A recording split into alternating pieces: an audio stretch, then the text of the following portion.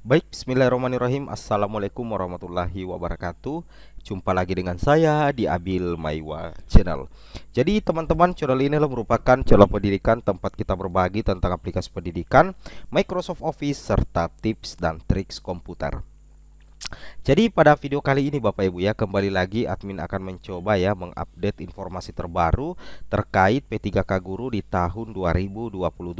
Yang mana di sini kami akan menyajikan ya, mudah-mudahan Bapak Ibu termasuk 3 kategori final yang lolos ikut ya. Berarti bukan lolos ASN ya, tapi yang lolos ikut seleksi observasi P3K Guru 2022 yang akan dilaksanakan mulai tanggal 27 November sampai tanggal 3 Desember tahun 2022. Tapi sebelum kita lanjut, bagi rekan-rekan guru yang baru mampir di channel ini, silahkan tekan tombol subscribe-nya dan aktifkan lonceng notifikasi agar setiap hari Bapak Ibu yang pertama mendapatkan update informasi terbaru dari kami. Jadi Bapak Ibu, terkait dengan seleksi observasi, tidak semuanya guru honorer bisa mengikuti seleksi observasi karena ada beberapa penyebab. Penyebab pertama Bapak Ibu tidak bisa ikut seleksi observasi, yang pertama adalah karena Bapak Ibu adalah guru swasta. Yang kedua, Bapak Ibu adalah lulusan PPG yang tidak lolos PG ya, ataupun lolos PG tapi tidak dapat promosi. Yang ketiga adalah Bapak Ibu adalah guru honorer negeri yang masa kerjanya di bawah 3 tahun tetapi tidak lolos PG. Kemudian keempat adalah Bapak Ibu adalah pelamar P1 tanpa formasi, tetapi di Pemda Bapak Ibu itu sudah tidak ada formasi yang bisa didaftar menggunakan mapel jabatan lain, sehingga Bapak Ibu tidak lolos ikut seleksi observasi di tahun 2022. Nah, di sini kami akan klasifikasikan 3 kategori final yang lolos ikut seleksi observasi P3K Guru di tahun 2022. Seperti itu ya. Nah, jadi yang pertama adalah di sini kami buatkan saja ya tabel Word yang pertama. Oke, kita hapus saja ini. Bahwasanya untuk seleksi observasi direncanakan melalui jadwal yang diumumkan oleh Kemendikbud ya, dari BKN untuk penilaian kesesuaian oleh pengawas, kemudian kepala sekolah dan guru senior untuk P2 dan P3 itu akan dilaksanakan mulai tanggal 27 November ya sampai dengan tanggal 28 November. Kemudian penilaian kesesuaian oleh Dinas Pendidikan dan BKPSDM untuk P2 dan P3 rencananya dilaksanakan tanggal 29 November sampai dengan tanggal 3 Desember 2022. Kemudian untuk pengolahan hasil penilaian kesesuaian untuk P2 dan P3 dilaksanakan tanggal 3 sampai dengan 13 Desember di tahun 2022 pastinya Bapak Ibu ya. Nah, di sini jadi siap-siap ya. Jadi tersisa sekitar 4 hari lagi ya, kalau kita berdasarkan jadwal dari BKN ini, kecuali ada perubahan ya, seperti itu. Oke. Nah, sekarang kita langsung lanjut saja Bapak Ibu ya. Nah, di sini Bapak Ibu perhatikan ya. Di sini kita langsung cek saja di sini bahwa kategori final yang ikut seleksi observasi itu tidak semuanya bisa ikut Bapak Ibu ya. Di sini kita lihat dulu di aturan resmi Bapak Ibu ya, di Permenpan RB tahun 2022. Nah, di sini untuk pelamar prioritas untuk yang bisa ikut seleksi observasi, yang pertama itu adalah pelamar prioritas 2. Dimaksud pada ayat 1 huruf B yang merupakan THK2 ya. Jadi itu yang bisa ikut seleksi observasi. Tetapi belum final juga Bapak Ibu ya, apakah nantinya bisa langsung ikut observasi atau gagal karena instansinya tidak ada lagi formasi. Kemudian yang kedua itu adalah pelamar prioritas 3. Nah, yang mana itu pelamar prioritas 3? Adalah guru non ASN di sekolah negeri yang terdaftar di Dapodik dan memiliki masa kerja paling rendah 3 tahun. Nah, jadi untuk guru swasta dan guru lulus PG, guru lulusan PPG itu tidak bisa masuk di prioritas 2 atau prioritas 3. Nah, di sini diperkuat di petunjuk teknis. Di sini dikatakan pelamar P1 yang berasal dari THK2 dan guru non-ASN yang belum dapat ditempatkan sebagaimana dimaksud dalam huruf D dan huruf F dapat mengikuti seleksi kompetensi melalui kesesuaian atau seleksi CAT UNBK sesuai dengan kebutuhan formasi tahun 2022. Nah, kemudian pelamar P1 yang berasal dari lulusan PPG itu bisa mengikuti seleksi CAT UNBK, berarti hanya bisa menjadi P1 yang tidak mendapatkan penempatan dari lulusan PPG, itu bisa ikut di seleksi pelamar umum ya, turun prioritas menjadi pelamar umum.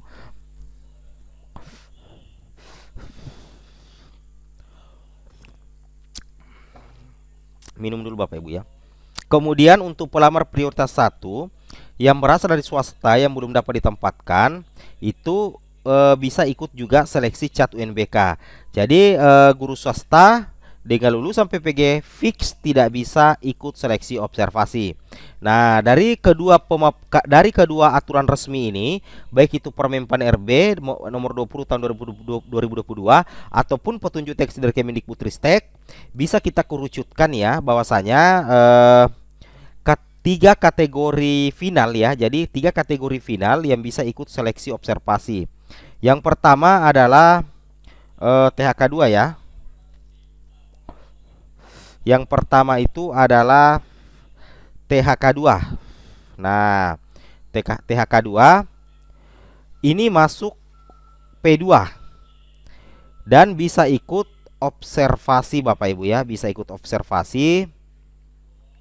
Dengan catatan masih tersedia formasi yang bisa dilamar ya.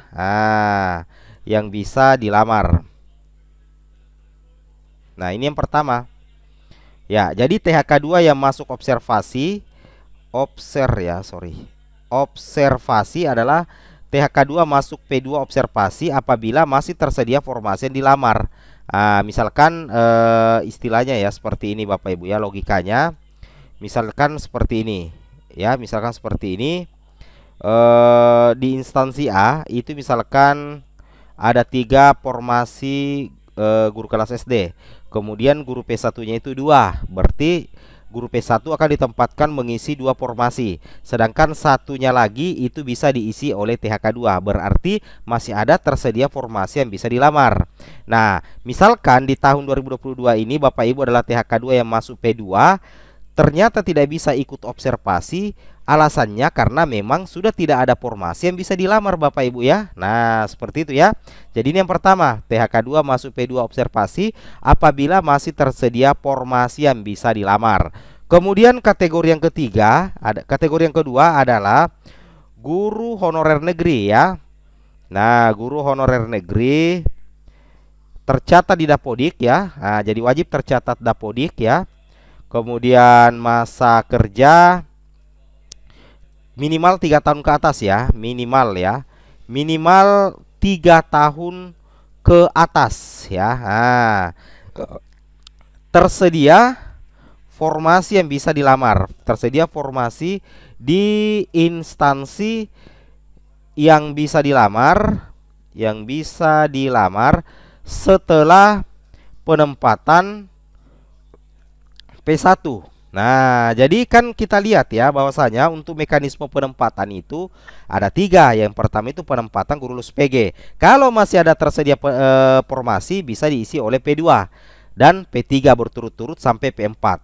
Nah, jadi guru honorer negeri tercatat Dapodik masa kerja minimal 3 tahun ke atas, tersedia formasi di instansi yang bisa dilamar setelah P1 kemudian P2 ya, setelah P1 kemudian P2 barulah maju P3 karena ini berturut-turut ya, P1, P2, P3 dan P4. Nah, jadi seperti itu ya. Jadi bagi guru swasta dan lulusan PPG sudah fix ya, tidak bisa masuk di P2 dan juga tidak bisa masuk di P3. Sekalipun Bapak Ibu itu guru swasta dan lulusan PPG itu P1 juga ya, P1 tapi tanpa formasi, tanpa penempatan, bisa turun prioritas tetapi ke P4 Bapak Ibu ya, ke P4 untuk ikut seleksi observasi. Nah, jadi ini fix ya, 2 kategori utama yang bisa ikut lolos observasi, lolos ikut ya tes observasi atau penilaian kesesuaian.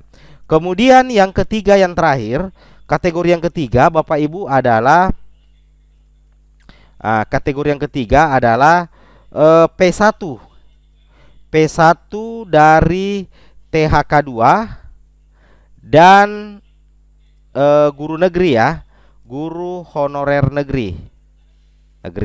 Jadi yang kategori yang ketiga adalah P1 turun prioritas ya. P1 dari THK2 dan guru honorer negeri turun status ya. Turun status ke P2 dan P3 atau ke P3, dan ada formasi yang bisa dilamar. Ada formasi yang bisa didaftar menggunakan mapel jabatan lainnya ya. Oke, mapel jabatan lain, linearitas berlaku Bapak Ibu ya, linearitas berlaku. Nah, kemudian bisa resum ya, resum dan lolos seleksi administrasi. Nah, jadi ini kategori P1 yang bisa ikut observasi ya Bapak Ibu ya, seperti itu. Nah, jadi Bapak Ibu yang merupakan P1, apakah Bapak Ibu dari THK2, kemudian dari guru honorer negeri, kemudian tidak mendapatkan penempatan sebagai P1, kemudian memilih turun prioritas ke P2 dan P3, dan ternyata ada formasi yang ada formasi yang bisa didaftar, berarti ini tandanya di instansi Bapak Ibu masih ada formasi untuk P2 dan P3, sehingga Bapak Ibu bisa mendaftar menggunakan mapel jabatan lain dengan catatan linearitas berlaku. Kemudian Bapak Ibu bisa resum dan lolos seleksi observasi. Inilah 3 kategori yang bisa ikut di seleksi observasi di mulai tanggal 27 November tahun 2022. Nah, seperti itu ya. Semoga video ini bermanfaat. Assalamualaikum warahmatullahi wabarakatuh.